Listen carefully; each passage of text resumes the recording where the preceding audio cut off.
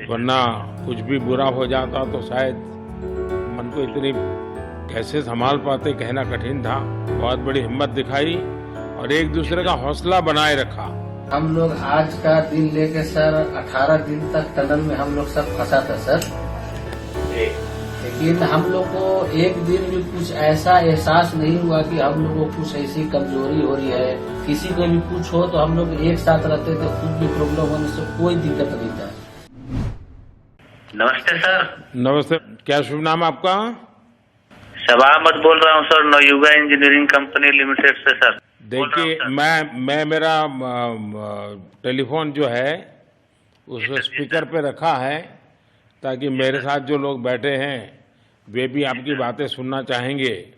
सबसे पहले तो मैं सभी आपके और आपके सभी साथियों को बधाई देता हूं। एक सुखरूप हम इतने संकट के बाद भी निकल पाए और मेरे लिए तो बहुत ही खुशी की बात है। मैं शब्दों में वर्णन भी नहीं कर सकता हूं, वरना कुछ भी बुरा हो जाता तो शायद मन को इतनी कैसे संभाल पाते कहना कठिन था। तो ये केदारनाथ बाबा की, बद्रीनाथ भगवान की कृपा रही कि हम सब स्वकुशल आप लोग आए हैं और 16-17 दिन समय कम नहीं होता है। आप लोगों ने बहुत बड़ी हिम्मत दिखाई और एक दूसरे का हौसला बनाए रखा।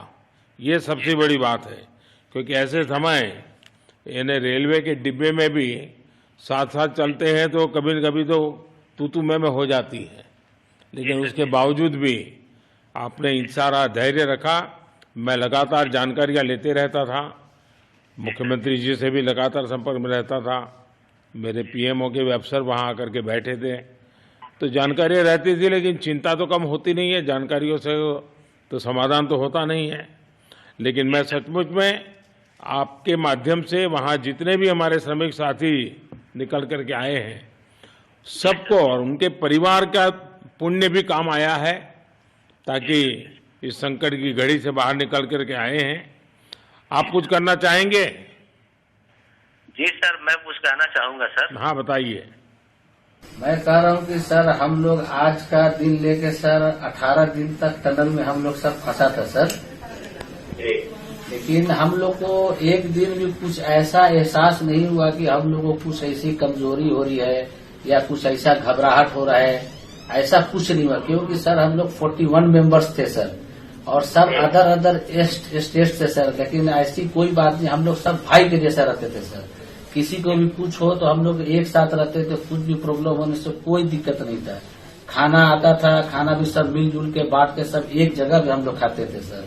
और रात में खाना खाने के बाद में जितने भी हमारे आदमी थे सबको मैं बोलता था कि चलो एक बार टहलते हैं। मतलब टनल का जो हमारा लेंथ है सर 2.5 मीटर हो गया सर, ठीक है, वेस्ट का वेट 2.5 किलोमीटर हो गया सर। उसमें हम लोग टहलते थे सर।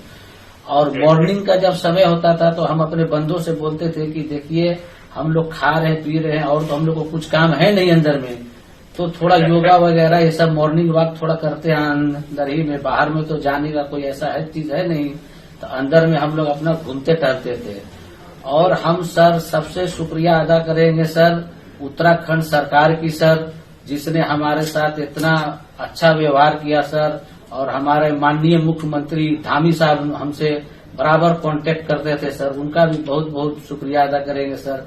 वो हम लोग का बराबर हालचाल लेते थे सर, फोन करते थे। और आज भी जब हम लोग टनल से बाहर निकले तो धामी साहब ने हम लोग को गले लगाया, और बीके साहब भी थे सर, उन्होंने भी हम लोग को तहे दिल से शुक्रिया अदा किया और हम लोग को गले लगाया सर। हाँ, इस बार तो बीके सिंह भी पूरा समय वहां रहे और वे भी बिल्कुल डिसिप्लिन, जैसे उनकी जो सोल्जर वाली ट्रेनिंग है ना, वो पूरी ट्रेनिंग इस बार उन्होंने दिखाई। जी सर, जी सर। लेकिन मैंने सुना कि आप में से कोई योगा भी जानता था, तो योगा वगैरह भी करते थे? जी सर, वही मॉर्निंग में सर योगा वगैरह सिखाता था सर हम लोग का करना। अंदर में तो कुछ खाने पीने के अलावा और तो कुछ काम है नहीं सर जी। तो मॉर्निंग में हम लोग मॉर्निंग वॉक करते थे और योगा कुछ करते थे कि आदमी का सेहत बना रहे। आपके साथ और कौन है जो बात करेंगे?